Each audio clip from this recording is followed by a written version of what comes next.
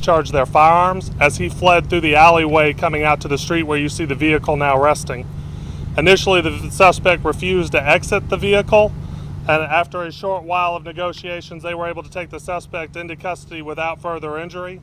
It appears that he sustained at least one gunshot wound to the arm.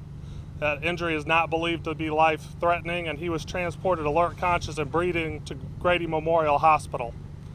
The suspect in this case we believe we have identified. He currently was an active fugitive being sought by our fugitive unit, and it had 5 pending aggravated assault warrants and 2 theft of motor vehicle warrants. In addition, he was also a suspect in a commercial robbery located not far from here. That's all the information I have for you at this time. I'll take any questions. Where exactly did the shooting happen? On the other side of that green building? Well, where you see the green building at, back behind there, between that green building and the red brick residence that's boarded up. Could you elaborate on what led up to the officers discharging their weapons and what precipitated, what triggered whatever it is that needs to get triggered in order to? That portion is the portion that's under the investigation, and so we're not able to release any of those details at this time.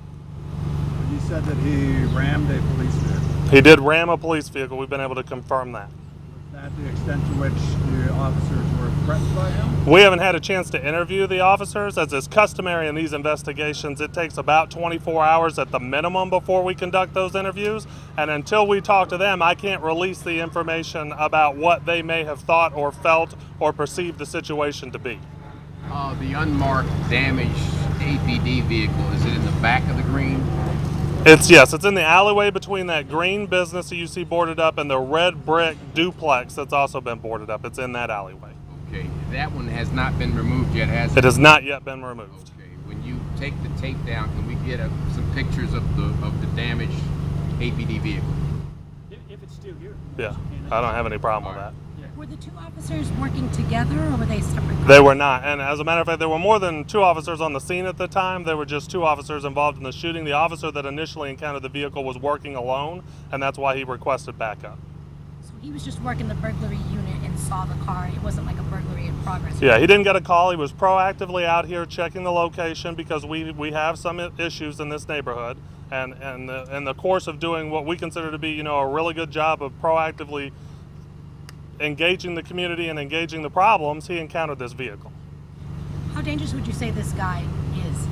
Well, based on what we know about him just immediately with the number of aggravated assault warrants that he has, I would say he's extremely dangerous.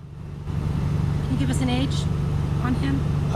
Mid-20s, I believe, was his age. See, he shot once in the arm. That I can confirm, yes. Okay. Left arm, right arm? Well, I think we know, but I don't know, so I can't provide it. All right. So they approach him. He wakes up. At the point where he wakes up, just give me that sequence again. He wakes up, and then he tries to run, or the sequence in which I'm willing to describe it happens like this. The officers arrive at the location, the backup officers do. At that point, collectively as a group, they seek to encounter the suspect to take him into custody for being in a stolen vehicle.